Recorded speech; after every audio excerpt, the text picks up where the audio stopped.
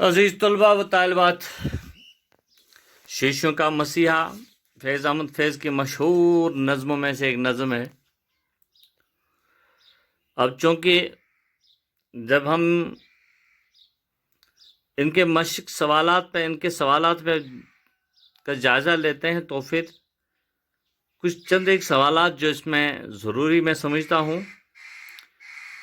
एक ये है कि 19वीं सदी उर्दू नज़म का इर्तिका के अनवान पर,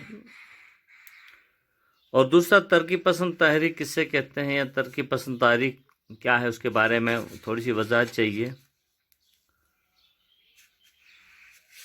आइए पहले 19वीं सदी ईस्वी में उर्दू नज़म का इर्तिका के बारे में जानने की हम मुख्तसरन कोशिश करेंगे। दुनिया की दूसरी ज़बानों की तरह उर्दू में भी नज़म पहले उभरी और नसर बाद में सामने आई।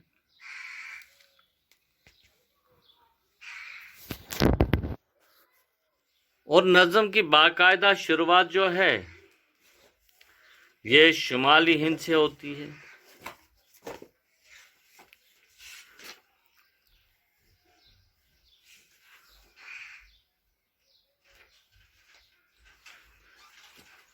और उसके बाद फिर उस ज़माने में सबसे पहले जो है अमीर खुसरो,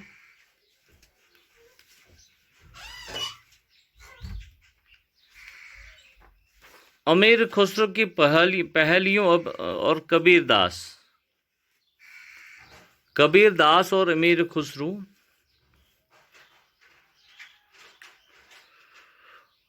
और अमीर खुसरो की पहलियों अमीर कबीर दास की दोहों ने शायरी में खास जो जगह पैदा कर रही है, और ये उर्दू शायरी का इब्तिदाई दौर है।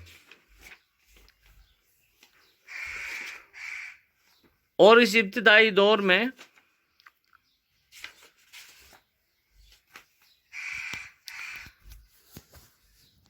उर्दू शायरी का सितारा चमका और अकबर बादशाह के ओहद से औरंगज़ेब तक उर्दू शायरी ने खास तरक्की कर ली है। इस दौर में नज़में लिखी गई हैं, इस दौर में गज़लें लिखी भी गई हैं, मरसिए लिखे गए हैं, मसनवियाँ, और यहाँ तक कि बहुत सारे कसीदे भी लिखे गए हैं। और रेख्ती भी इसी दौर की पैदावार है। दक्कन के मशहूर मारूफ शायर मोहम्मद कुली कुतुब शाह की कुलियात में भी नज़में मिलती हैं। सही तौर पर उर्दू शायरी के पहले दौर का आगाज़ दक्कन में कुतुब शाही दौर से ही हुआ। इस दौर के दूसरे शायरों ने भी उर्दू शायरी की खिदमत की, जिनमें अफजल मीर थी, चंद्रबान काकोरी, खासकर गवासी है, नुसरती है, इब्न निशाती है वगैरह जो शामिल हैं।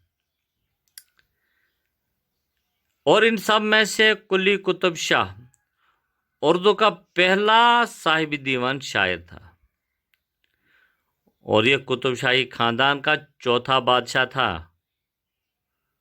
यानी कि इस उर्दू की आबियारी करने में अमीर, गरीब और उमरा, रोसा, यहाँ तक कि बादशाहों ने भी इसकी आबियारी कर ली है। कुतुब शाह चौथा बादशाह था।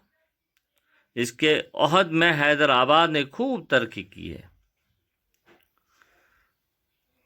और जब दूसरा देखेंगे तो 1857 से लेकर 1905 तक उर्दू शायरी में एक मस्बत तब्दीली आई। इस दौर में मरसिया के अलावा किसी और सिंध में नुमाया तरक्की नहीं हुई, लेकिन इस दौर में मुल्क की कौमी और नेशनल नज़मों का आगाज़ हुआ। और जब नेशनल नज़मों का आगाज़ हुआ तो आपको याद होगा कि हाल ही की मसदस भी इसी दौर में सामने आई। और इस दौर के जो हैं शुरा हैं, नज़म निगार हैं, उनमें हाली है, इस्माइल मिर्ठी है, امیر مجروح ہے، داغ ہے، سلیم ہے، جلال ہے، انیس اور دبیر ہے، یعنی کہ یہ اس دور کے مشہور معروف شاعر تھے۔ عزیز طلباء و طالبات، چلیے اب آج تھوڑا سا اس پہ بات کرنے کی کوشش کریں گے، ترقی پسند تحریک۔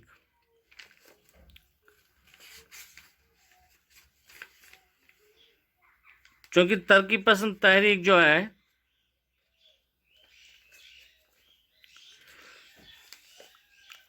ترقی پسند تحریک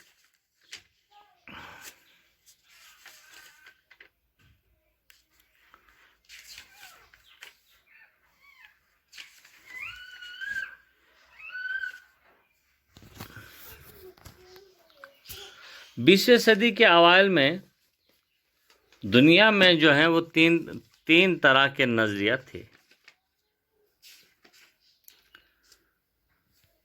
20ویں صدی کے اوائل میں دنیا میں 3 طرح کے نظریات تھے، اور اردو ادب اور خاص طور پر اردو نثر علی گڑھ تحریک کے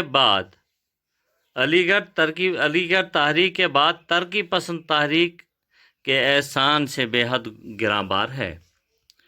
علی گڑھ تحریک نے ہمارے اہل قلم کو خوب خواب غفلت سے بیدار کیا،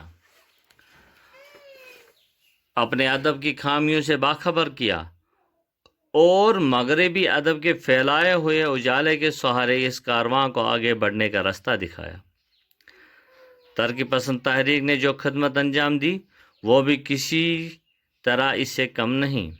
اس نے محنت کش انسان کو ادب کا ہیرو بنایا، شہزادے کے سر سے تاج اتار کے اس کے سر پر سجا دیا، اور یہ اس تحریک کا ہی تو کمال تھا کہ ہمارے ادب میں کھیتوں اور کھلیانوں کی سوندھی خوشبو بس گئی، اور کسان مزدور کا پسینہ اس کی طراوت کا سامان بن گیا۔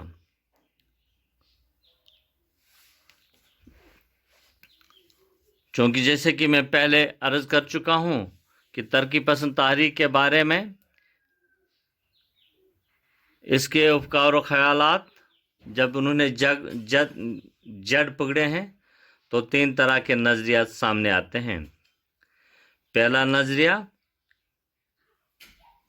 اشتراکیت کا تھا، جو کہ مزدوروں کو ان کا حق دلانے کے لیے انہیں سرمایہ داروں کے استحصال سے آزاد کرنے کے لیے وجود میں آیا، اور اس نظریہ کو جرمن کے مشہور و معروف مفکر کارل مارکس نے دیا ہے۔ انہوں نے سرمایہ و محنت کے مسائل پر غور کیا، اور اپنے افکار، اپنی مار کا آرا تصنیف سرمایہ میں انہوں نے یہ نظریہ پیش کیا تھا۔ انہوں نے ظالم مظلوم محنت کش مزدور کو سرمایہ دار پیداوار میں اس کا حصہ نہیں دینا، حالانکہ پیداوار میں اس کی محنت کو سرمایہ سے زیادہ اہمیت حاصل ہے۔ کارل مارکس کے نزدیک دولت کی یہ غیر مساوی یعنی نابرابری تقسیم ہی دنیا کی ساری خرابیوں کی جڑ ہے۔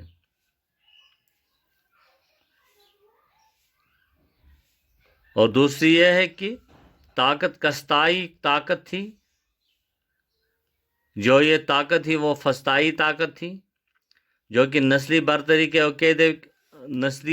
کے عقیدے کی بنیاد پر جرمنی اور اٹلی میں زور جس نے پکڑ رکھی تھی۔ یہ طاقت نہ صرف یہودیوں کی دشمن تھی بلکہ اشتراکیوں کا بھی دشمن تھا، اور جب اشتراکیوں کا وجود بھی اس کے لیے ناقابل برداشت تھا، اس کا نتیجہ یہ ہوا کہ دنیا اکثریت جو کہ مزدوروں پر مشتمل تھی وہ ان کی مخالفت ہو گئی۔ تیسری طرف وہ نو آبادیاتی نظام تھا جو کہ پوری دنیا کو اپنی گرفت میں لیے ہوئے تھا، اور غلام قومیں ان کی ظلم مظالم سہتے تنگ آ گئی تھی، چنانچہ ان کے اندر بھی بیداری پیدا ہو گئی ہے۔ عزیز طلباء و طالبات، ہم جاری رکھتے ہیں اس ترقی پسند تحریک کو، کل اس پر پھر بات کریں گے، تب تک کے لیے اللہ حافظ۔